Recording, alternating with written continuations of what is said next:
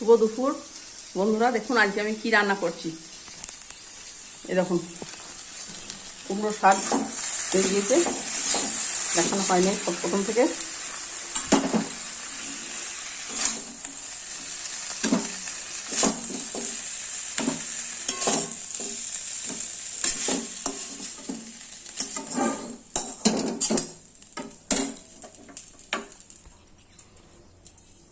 কালো জিরে, শুকনো লঙ্কা ফোড়ন দিয়ে কুমড়ো ভাজা করবো।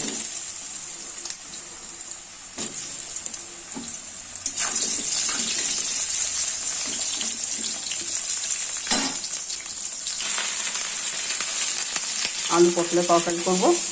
আলুগুলো আগে ভেজে নিয়েছি, পটলগুলো ভেজে নিয়েছি। আলু পটল চিংড়ি মাছ দিয়ে তরকারি হবে।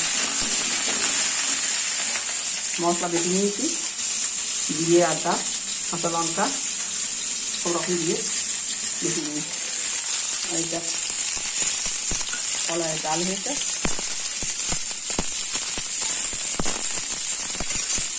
এসে সিদ্ধ করছি, প্লাস্টিক চাপ দিয়ে বানাবো।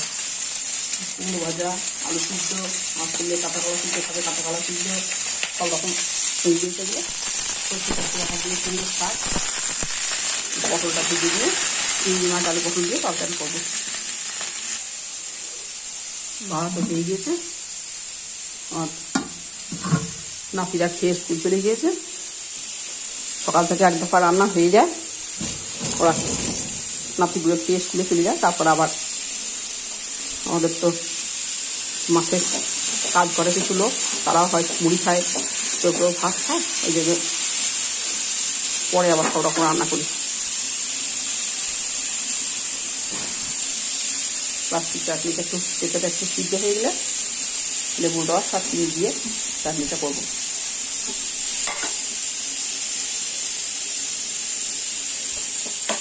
একটু শক্ত শক্ত থাকি, নামিয়ে রাখবো। জল ঝরিয়ে নিয়ে তারপর চিনি রসে ফোটাবো, লেবুর রস দিয়ে দেবো লাস্টে।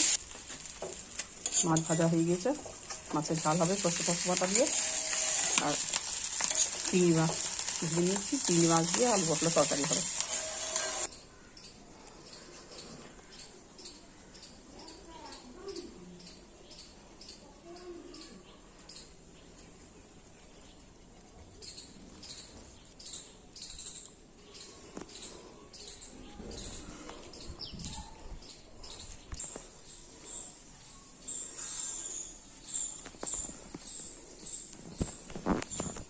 খুব গরম, একবার করে ফ্যানের হাওয়ায় আসছি, একবার করে রান্না করছি।